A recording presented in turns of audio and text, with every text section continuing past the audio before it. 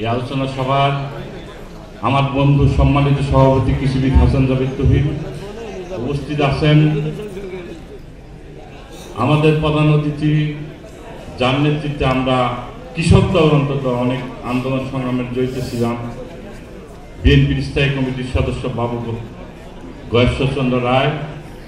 এখানে আরো উপস্থিত আছেন প্রধান বক্তা, আমার খুব শ্রদ্ধেয়, তার সাথে একসাথে আমার রাজনীতি করার সুযোগ, ছাত্র রাজনীতি করার সুযোগ হয়েছে।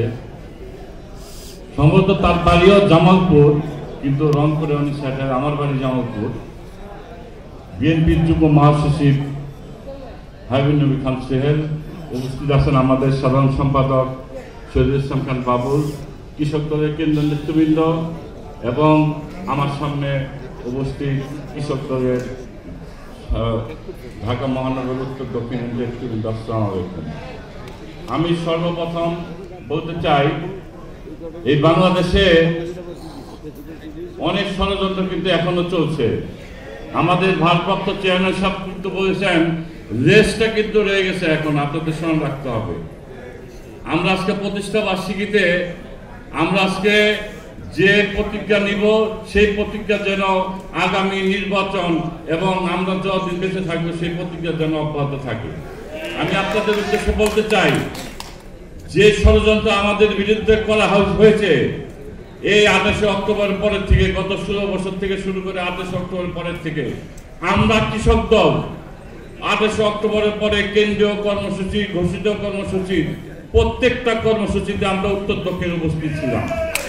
কতদিন কোন সংগঠন উপস্থিত ছিল না ছিল সেটা আমি বলবো না, কিন্তু কৃষক দল সব কর্মসূচিতে অংশগ্রহণ করেছে।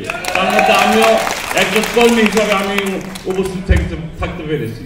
তাই আমি আপনাদের আহ্বান করব, আগামী দিনে আমাদের বিরুদ্ধে, কৃষক দলের বিরুদ্ধে যে ষড়যন্ত্র হচ্ছে বা দেশের বিরুদ্ধে ষড়যন্ত্র হচ্ছে, বিএনপির বিরুদ্ধে ষড়যন্ত্র হচ্ছে, সবগুলোতে আপনারা পাশে থাকবেন, আপনারা মোকাবেলা করার জন্য প্রস্তুত থাকবেন, যাতে আগামী দিনে বাংলাদেশ জাতীয়তাবাদী দল বিএনপি যাতে এই দেশের সেবা করতে পারে, এই আশাবাদ ব্যক্ত করে সবাইকে আগামী দিনের জন্য প্রস্তুত থাকার আহ্বান জানিয়ে আমার বক্তব্য শেষ করছি।